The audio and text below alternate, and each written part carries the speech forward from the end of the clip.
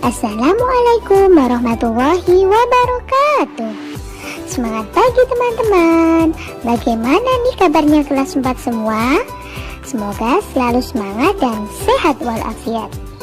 Oke, pada hari ini kita akan melanjutkan pembelajaran tematik. Masuk pada materi tema 8 subtema 1 part 1 tentang daerah tempat tinggalku. Nah, sebelum memulai pembelajaran hari ini, alangkah baiknya kita berdoa dulu. Mari kita membaca basmalah. Bismillahirrahmanirrahim. Kali ini kita akan belajar mengenai teks fiksi atau cerita fiksi.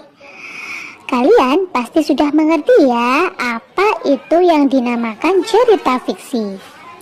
Cerita fiksi adalah lawan kata dari cerita non-fiksi. Cerita fiksi adalah rekaan atau khayalan pengarang. Isi cerita dapat murni berasal dari khayalan pengarang, tetapi juga dapat berupa fakta. Cerita fiksi yang dikarang berdasarkan fakta diperoleh dari berbagai pengalaman, baik pengalaman diri sendiri maupun pengalaman orang lain. Tetapi kemudian pengalaman tersebut diolah lagi menjadi bahan cerita yang menarik. Cerita fiksi dapat berupa dongeng, cerpen, novel, dan masih banyak lagi. Nah, berikut ini adalah contoh teks fiksi. Mari kita baca bersama-sama.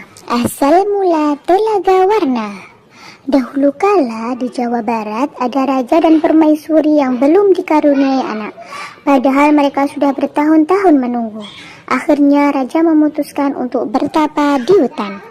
Di hutan raja terus berdoa kepada Yang Maha Kuasa. Raja meminta agar segera dikaruniai anak. Doa raja pun terkabul. Permaisuri melahirkan seorang bayi perempuan. Raja dan permaisuri sangat bahagia. Seluruh rakyat juga bersukacita menyambut kelahiran putri raja. Raja dan permaisuri sangat menyayangi putrinya. Mereka juga sangat memanjakannya. Segala keinginan putrinya dituruti. Tak terasa putri raja telah tumbuh menjadi gadis yang cantik. Hari itu dia berulang tahun ke-17. Raja mengadakan pesta besar-besaran. Semua rakyat diundang ke pesta. Selanjutnya silahkan dibaca sendiri nih. Nah, itu tadi merupakan contoh cerita fiksi. Di dalam cerita fiksi juga ada tokoh yang memerankan. Dan setiap tokoh pasti memiliki sifat atau watak yang berbeda. Berdasarkan jenis watak tokoh terbagi menjadi 3, yaitu tokoh protagonis, yaitu tokoh baik, tokoh antagonis yang jahat, tokoh tritagonis, yaitu tokoh penengah. Dari semua itu bisa disimpulkan ya teman-teman bahwasanya ciri-ciri dari cerita fiksi yaitu yang pertama merupakan cerita rekaan atau cerita nyata yang diolah oleh pengarang. Ingat, diolah oleh pengarang. Kemudian bertujuan untuk menghibur dengan menceritakan suatu peristiwa. Tujuannya menghibur ya teman-teman. Lalu disajikan dalam alur cerita, dalam bentuk cerita, menggunakan bahasa yang komunikatif supaya mudah dipahami, dan yang terakhir menggunakan bahasa yang tidak baku. Teman-teman, kalian tadi sudah tahu apa itu cerita fiksi? Bagaimana ciri-cirinya? Nah, sekarang kita akan lanjut belajar lagi tentang gaya dan gerak. Pada tema sebelumnya, kalian sudah tahu apa itu gaya. Kita ulang sedikit ya. Coba kita amati gambar ini ya, teman-teman. Udin menarik ayunan, kemudian Udin mendorong ayunan. Udin telah memberikan gaya pada ayunan itu. Nah, kira-kira apa itu gaya ya?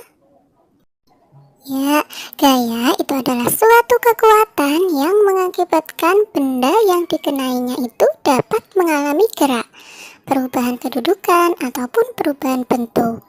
Gaya ini juga dapat diartikan sebagai tarikan atau dorongan yang mempengaruhi keadaan suatu benda. Gaya yang diberikan Udin terhadap ayunan yaitu tarikan dan dorongan. Akibatnya, ayunan itu jadi bergerak. Saat ditarik, ayunan bergerak ke belakang atau mendekati Udin. Saat didorong, ayunan bergerak ke depan atau menjauhi Udin. Nah, kira-kira apa itu gerak?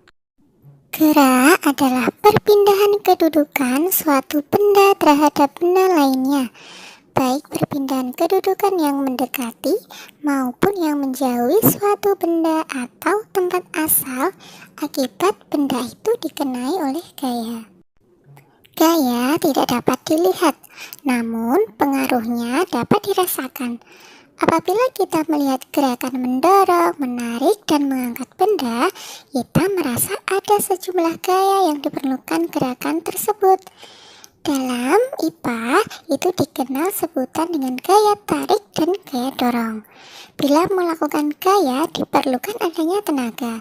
Dalam kehidupan sehari-hari, banyak sekali kejadian yang menerangkan bahwa gaya dapat menyebabkan benda bergerak. Teman-teman, berikut ini adalah beberapa pengaruh gaya. Yang pertama, gaya dapat mempengaruhi bentuk benda.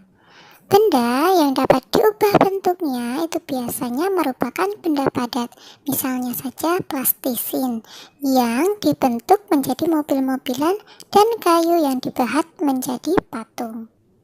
Yang kedua, benda yang semula diam akan bergerak bila diberikan gaya.